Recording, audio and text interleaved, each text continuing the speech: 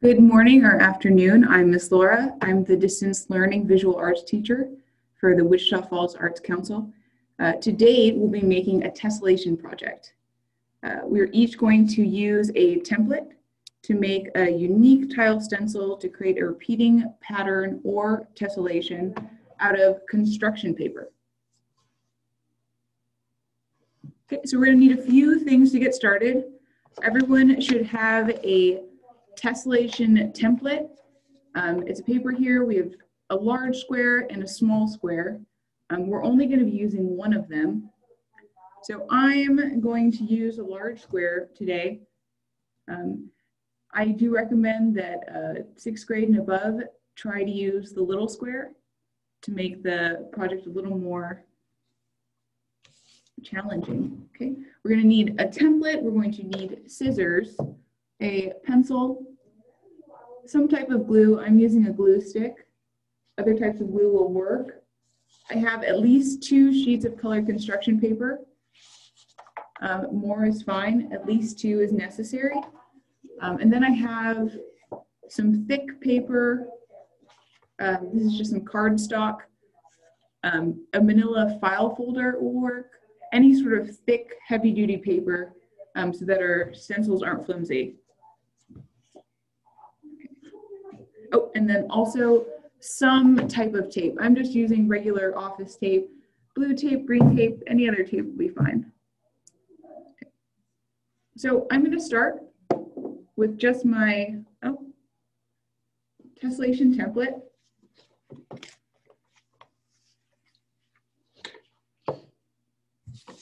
Oh, sorry, I forgot to mention also a sheet of white paper.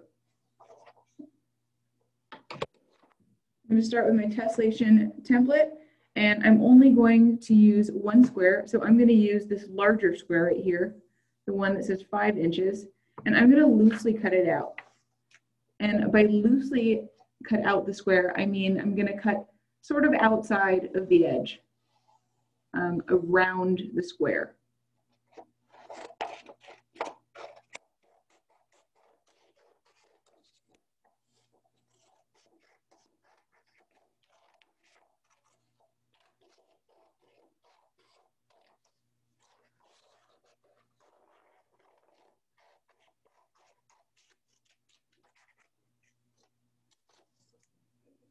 So a loosely cut out square. I do not need the rest of this template, so I'm just going to go ahead and put this to the side. I'm going to grab my glue stick or glue of your choosing and my cardstock or a manila folder, whatever sort of thick paper you have. And I am going to apply glue to the back side of my square. So I'm going to apply glue to the side with no markings, no letters, no lines, and then I'm going to adhere it to my cardstock.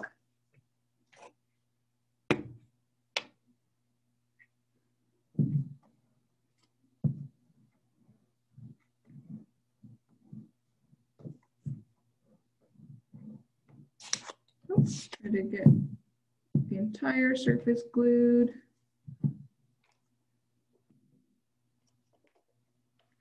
I'm just going to put it in this top corner. I don't want to put it in the middle of my paper because I'm trying to conserve paper for future projects. Okay, I'm going to rub my hand across to make sure that my template is sticking well to my heavy duty paper. And once my glue has set for a second, I'm going to grab my scissors again. And I'm going to cut my square out, but I'm going to cut exactly on this line. So right on the perimeter of the square, I'm going to cut.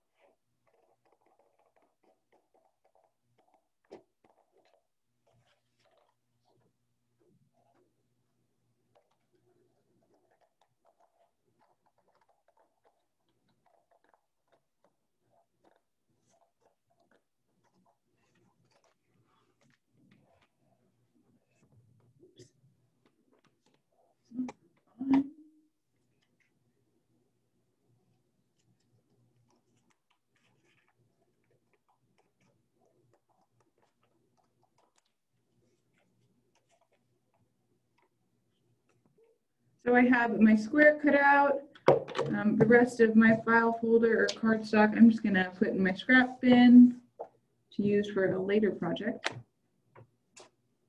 Okay. So now I just have a square with some sort of heavy-duty paper backing.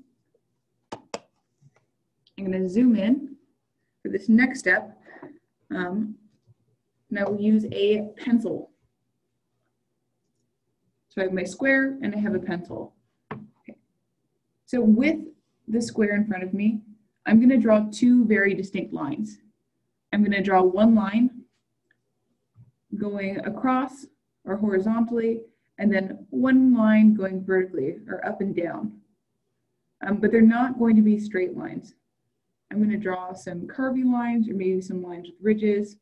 The only rule is that the line has to go from one side of my square all the way to the other side. So I'm going to start on the left side of my square, and I'm just going to do a big squiggle. Okay. Your line does not have to look like mine. It could be ridges, it could be a series of squiggles and ridges. Just try not to make it straight or too complicated, because we are going to have to cut these lines in the next step. Okay. So after I've drawn my horizontal line, or my line going from the left to the right of my paper, I'm going to draw a line that goes from the top to the bottom of my square. And I'm going to do something a little bit different. I'm going to do some ridges.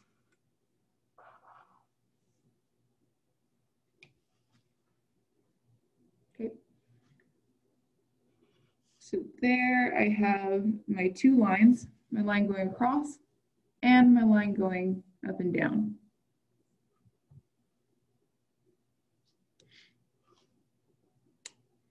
Okay.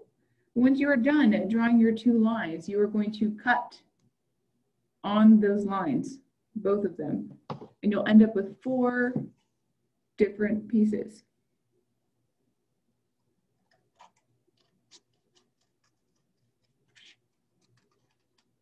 And it's okay if you don't cut exactly on your line.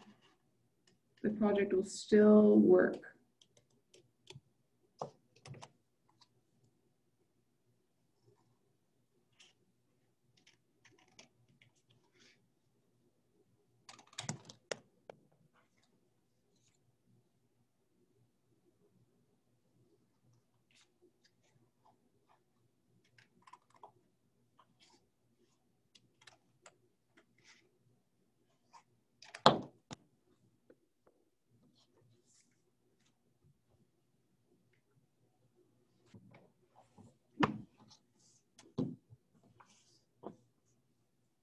So I have my pieces all cut out. I should have 4 pieces.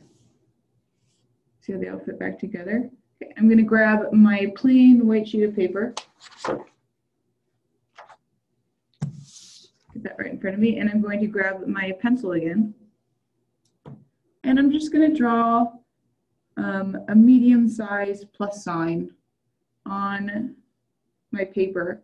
It doesn't really matter what it looks like. This isn't going to be part of the final product. This is just going to be a guide for guiding our puzzle pieces into place. So I'm just going to draw a plus sign. It's about as tall as my finger. Maybe a little bit shorter than my finger. Just a little to medium plus sign. I'm going to zoom in. Okay, so just one line going up and down, one line going side to side. In this plus sign, we're going to put some letters, and you're going to copy the exact same letters that I'm putting in this plus sign. So in the top left corner, I'm going to put a letter T, capital letter T. Right next to it, I'm going to put a capital letter R. Bottom left corner, capital letter A. And in the last corner, a capital letter P.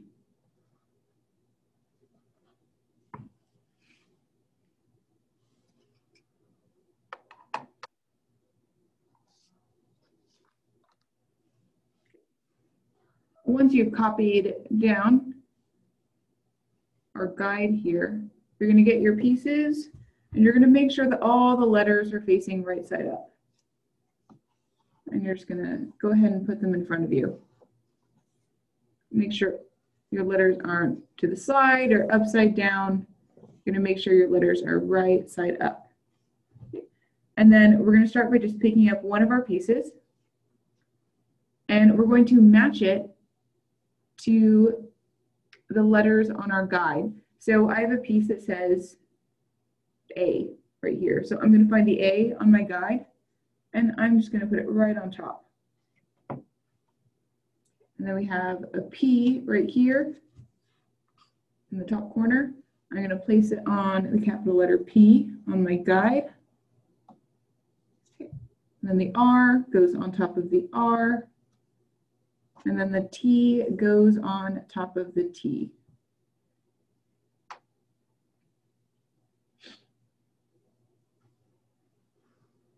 I'm gonna slide it out. This white paper. Okay, so now at this point, if I wanted to tape all of these pieces together, this would function just fine as a tessellation tile. This will make a very workable pattern. But we also have another option. If you want to change your shape a little bit, instead of having all of them have their little corners meet in this very center right here, you can instead have the outside corners meet. And you can do that by just sliding your pieces so that the outside parts meet. So this little outside edge here, if I slide it down, I can meet it with the outside edge of my capital letter P piece. Okay, and I can do that with the rest of these letters. I can slide this R a little bit to the left so that these outside edges meet here and here. And then I could slide this last one into place so that these outside edges meet here and here and here and here. And I like this shape, so I'm going to go ahead and grab some tape and tape them all together. But again, you do not have to do this step. You can have it so they meet right in the center, or you can slide your pieces so that all the outsides line up. I'm going to grab my tape. I'm just going to get a few pieces here. And I'm going to carefully tape my pieces together using clear tape, so it's a little difficult to see. Keep in mind, you don't want your tape to go over any of these edges because we don't want to alter the shape of our piece. So try to keep your tape within the confines of your shape.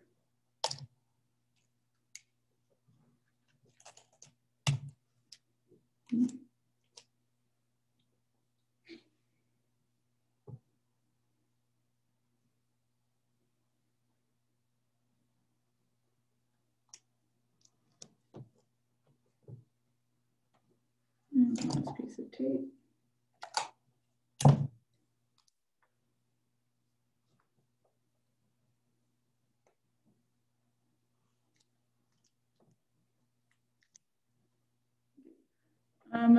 Because all of our lines are different that we drew initially to cut out, our pieces may look a little bit different. Some of us who decided to slide our pieces so that all the outside edges met, we may end up having a big rectangle in the center. Just know that that's fine. Here's a small rectangle. Or here's one where there's no rectangle in the center and the A and the P just slid and the T and the R slid to the right. This one has just a tiny little rectangular sliver in the center. Okay. So this is our completed stencil. And at this point, I'm going to grab my construction paper and I'm going to zoom out. I'm just going to grab one sheet.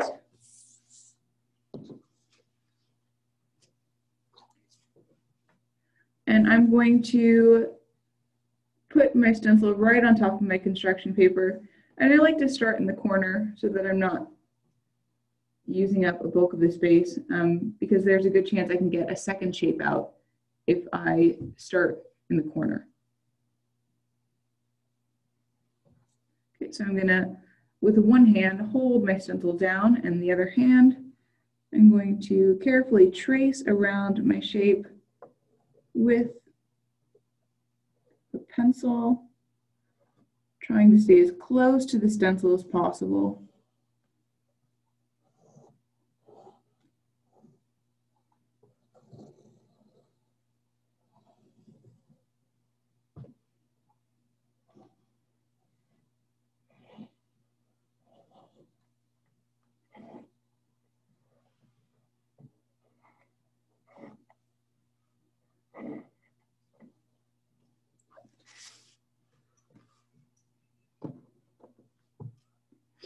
And once I'm done tracing my shape, you kind of see it there, I'm going to grab my scissors and I'm going to cut out my shape.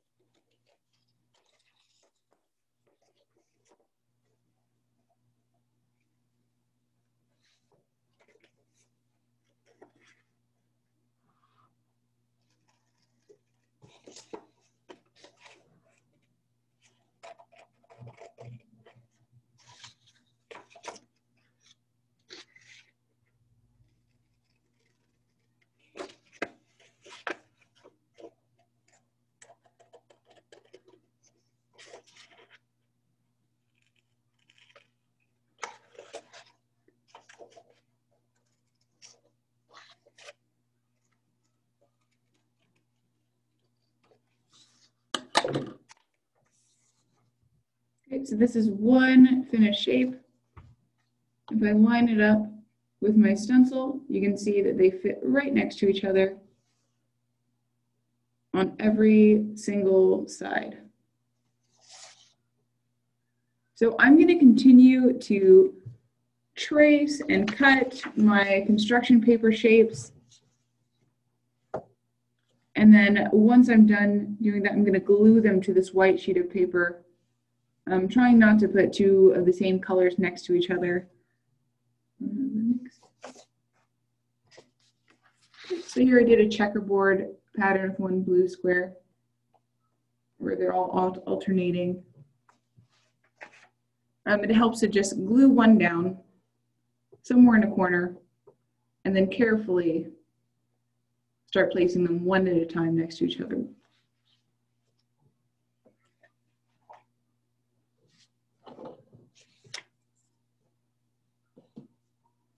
Okay, and that's it. Thank you so much for joining me.